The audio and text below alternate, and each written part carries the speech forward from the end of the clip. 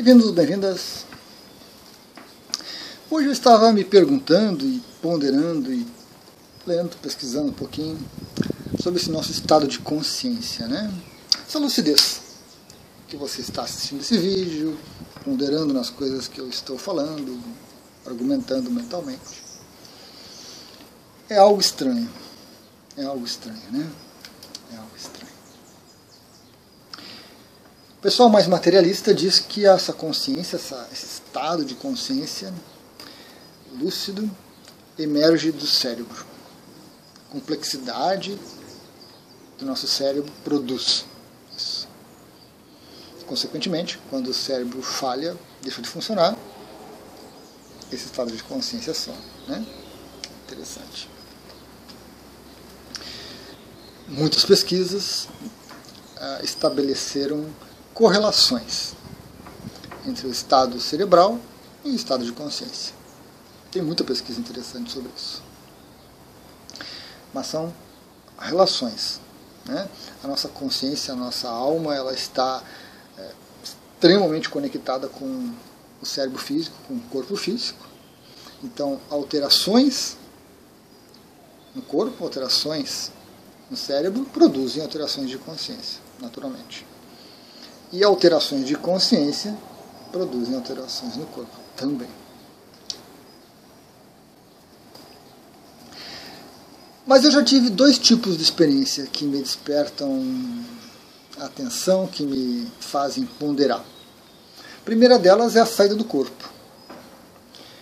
Viagem astral, projeção da consciência, desdobramento, experiência fora do corpo, tem vários nomes, né? Isso está presente ao longo da história do ser humano desde os primórdios. Diversos relatos. Alguns pesquisadores relacionam todos eles.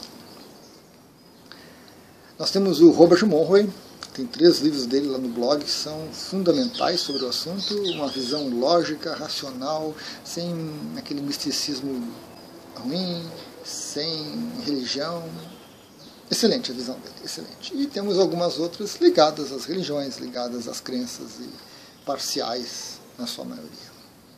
Eu já tive algumas fantásticas. E quando você tem uma experiência fora do corpo, o detalhe muito interessante é que ela é inesquecível. Quando você tem um sonho, bom ou ruim, ele se perde, ele se dilui, no outro dia você já não lembra mais, na outra semana você não lembra mais. Eu consigo rememorar praticamente todas as vivências fora do corpo que eu tive.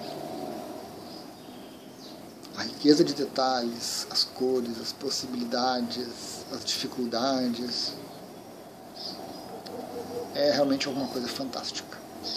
Então, tendo essa experiência, fica muito difícil você dizer que com a morte do corpo, do cérebro, tudo desaparece. Tudo desaparece. Fica muito difícil. Por outro lado, eu já tive algumas experiências muito intrigantes de perda de consciência. Algumas muito antigas, algumas mais recentes, que deixam a gente assim numa situação, eu diria no mínimo constrangedora, de tentar explicar, de tentar, né, identificar. Eu já passei por umas 3 ou 4 cirurgias com anestesia geral, onde desligou. Desligou o corpo, desligou o cérebro e desligou a lucidez, desligou a consciência. Acordei no quarto de recuperação, sabia o que tinha acontecido, como, sim, nada, zero de lembrança. Eu já passei por alguns acidentes de percurso onde eu caí, bati a cabeça, alguma coisa assim, e também perdi a lucidez, perdi a consciência. E acordei depois, machucado, com algumas sequelas físicas, algumas cicatrizes, né, que a gente vai acumulando durante a vida, com intervalo, sem rememoração, sem percepção, sem consciência, sem nada. Aconteceu o evento, terminou.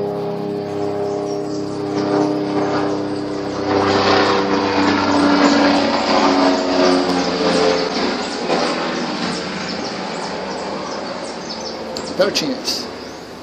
Bem pertinho. Então, esses eventos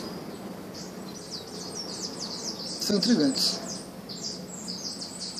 porque você perde totalmente a consciência e você não lembra de nada. Você acorda, né, sem lembrar de nada, com um vazio ali naquele intervalo mais ou menos longo, que deixa uma sensação de estranha. Mas por que né, o corpo desligou? Por que a minha consciência não continua a ter percepção, a estar lúcida? Como a gente tem várias experiências, principalmente as experiências de EQM, né, onde as pessoas acompanham o tratamento, a operação, o socorro que recebem, né? Apesar de eu saber que isso é raro, não é uma situação muito comum, pelo meu histórico, o mínimo que eu esperava é ter alguma percepção. Mas, talvez pelas situações, embora, por exemplo, eu lembro uma vez que eu tinha ali pelos meus 15, 16 anos, eu fui fazer um exame de sangue. E foi muito interessante, porque eu estava sentado na cadeira, naquela época eu tinha tirado sangue algumas vezes, não tinha tido nenhum problema. Colocou a seringa ali, começou a tirar. Eu olhei ali para aquele sangue indo, e eu fui indo. Daqui a pouco acordei, estava no chão, o pessoal todo mundo desesperado, 2, 3 enfermeiros tentando me levantar, me segurar, né? Perdi a consciência. Naqueles poucos segundos entre estar na cadeira e cair no chão, zero. Então, a gente tem essa situação intrigante, né? Porque sair do corpo, a nossa consciência, na hora que ela se desloca, hoje, aqui nesse momento, ela está com a atenção aqui, ó, 100% da atenção dela está aqui. Quando ela se desloca para um outro corpo, o corpo astral, que a gente chama, esse corpo aqui fica dormindo, fica tranquilo, fica repousando, funcionando, mas, né, um nível muito baixo. E isso acontece com todos nós. Mas poucos lembram o que acontece. Tem um detalhe que, quando você está muito próximo do corpo, é difícil ter lucidez, é difícil ter alguma percepção. Embora eu tenha tido algumas experiências que eu voltei para onde eu estava, eu vi o meu corpo deitado na cama, bem tranquilo.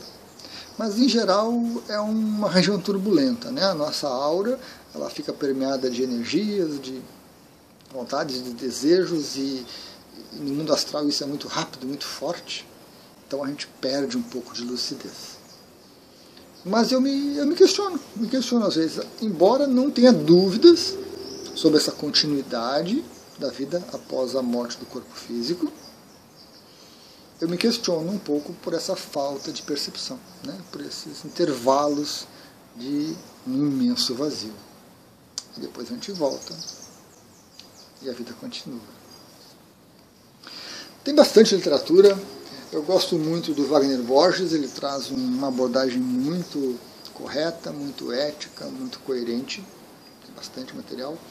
E nós temos muitos outros pesquisadores e outras pessoas que falam a respeito, alguns cheios de ilusão, alguns cheios de expectativas, contos de fada, contos malignos. Cada um vai colorindo, né? Conforme a sua crença, conforme a sua cultura, conforme as experiências que vão moldando cada um de nós.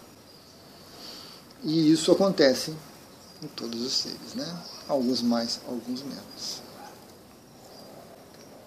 E é interessante a gente observar, a gente perceber, para ver como é que isso impacta na gente, o que isso traz para a gente de interessante.